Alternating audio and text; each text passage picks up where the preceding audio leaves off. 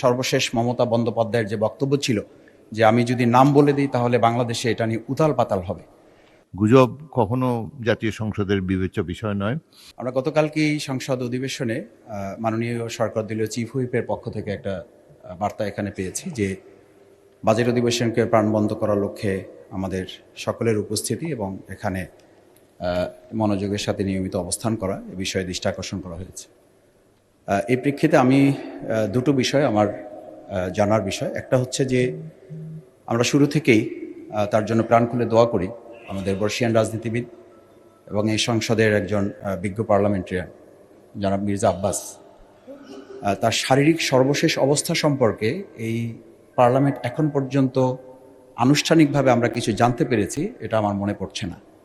আমার প্রথম কথা হচ্ছে যে এই বিষয়ে তার সর্বশেষ পরিস্থিতি পার্লামেন্টে তার শপথ গ্রহণ এবং তার শারীরিক সর্বশেষ অবস্থা। দ্বিতীয় হচ্ছে সরকার দলীয় আরও দুইজন সংসদ সদস্য যারা ঋণখেলাপি অবস্থায় আছেন, মামলা চলমান রয়েছেন, সেই বিষয়টিও এখানে সর্বশেষ পরিস্থিতি আমাদের সামনে আমার মনে হয় আমরা একজন সংসদ সদস্য হিসাবে জানা দরকার যে ওনারা এখনও পর্যন্ত পার্লামেন্টে অংশগ্রহণ করা কিংবা না করার প্রশ্নে তারা কী ভূমিকা পালন করতে পারছেন।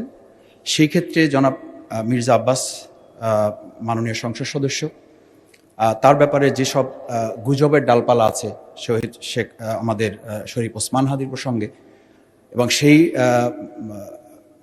গুজবে ঘিতে মানে আগুনে ঘি ঢেলেছে সর্বশেষ মমতা বন্দ্যোপাধ্যায়ের যে বক্তব্য ছিল যে আমি যদি নাম বলে দিই তাহলে বাংলাদেশে এটা নিয়ে উতাল পাতাল হবে। আমার মতে সেই সব প্রসঙ্গগুলোতে আমরা আর সামনে বাড়তে না দেওয়ার জন্যই স্বরাষ্ট্রমন্ত্রীর পক্ষ থেকেও এ ব্যাপারে ব্রিফ আমাদের কাছে আসা প্রয়োজন ছিল। আমি তিনটি বিষয় নিয়ে আসছি। একটা হচ্ছে আমাদের বিজ্ঞ পার্লামেন্টারিয়ান বর্ষিয়ান রাজনীতিবিদ জনাব মির্জা আব্বাস ওনার বিষয়ে সর্বশেষ জানা প্রয়োজন। ধন্যবাদ। দ্বিতীয় হচ্ছে আমাদের যে দুইজন ঋণখেলাপি সরকার দলীয় তাদের বিষয়টি এবং সর্বশেষ শরীফ ওসমান হাদি শহীদ তার বিচারের যে প্রসঙ্গটি এসেছিল এ ব্যাপারে যে গুজব আছে সে ব্যাপারে জানা প্রয়োজন। অনেক ধন্যবাদ মাননীয় স্পিকার আপনাকে। মাননীয় চিফ বলুন, গুজব সম্পর্কে কিছু বলবেন না? গুজব we don't take any notice. মাননীয় স্পিকার, এই অনেকগুলো বিষয় পয়েন্ট অফ অর্ডার হয় না, আপনি অ্যালাউ করেন না, অনেক সময় হতে পারে, কিন্তু এটা না হলেই খুব ভালো আমাদের। আর উনি একটা কথা বলেছেন যে আমাদের বর্ষিয়ান রাজনীতিবিদ মির্জা আব্বাস সম্পর্কে জানতে চেয়েছেন, এটা আপনি মাননীয় স্পিকার আপনি বলতে পারেন। আর দ্বিতীয়ত হলো যে দুজন মাননীয় সংসদ সদস্য, এটা সাবজুডিস ম্যাটার, এটা কোর্টে আছে। মাননীয় স্পিকার কোর্ট সিদ্ধান্ত দিলেই কেবল সিদ্ধান্ত হবে, এর আগে তো মানে মানে এ বিষয়ে কোনো কিছু বলার সুযোগ নেই। তা আমি মনে করি মাননীয় স্পিকার বাইরের বিষয়গুলো যেগুলো প্রয়োজনীয় নয় সেগুলো আমাদের পয়েন্ট অফ অর্ডারের নাম বলে আমাদের পার্লামেন্টের সময় যাতে না যায় সেদিকে আপনি দৃষ্টি রাখবেন। ধন্যবাদ মাননীয় স্পিকার।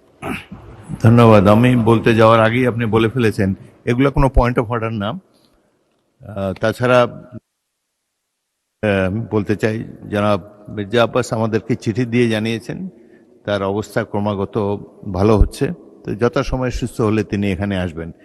বাকি গুজব কে কি বলেছে, কার সম্পর্কে কি গুজব, এগুলো নিয়ে জাতীয় সংসদ সময় নষ্ট করতে পারে না, এবং সুতরাং পয়েন্ট অফ অর্ডার বলার সময় আপনারা চলমান বিষয়ের উপরে কিছু বলবেন এবং অযথা সংসদের সময় নষ্ট হয় এমন কিছু উত্থাপন তুলবেন না। গুজব কখনো জাতীয় সংসদের বিবেচ্য বিষয় নয়। আর তাছাড়া যেসব বিষয় সাবজুডিস আদালতে চলমান আছে সেগুলোর চূড়ান্ত সিদ্ধান্ত জানার পরই জানানো হবে। কোনো সংসদ সদস্য যদি সদস্য পদ চলে যায় যথাসময়ে সংসদ থেকে সবাইকে জানিয়ে দেওয়া হবে। ধন্যবাদ।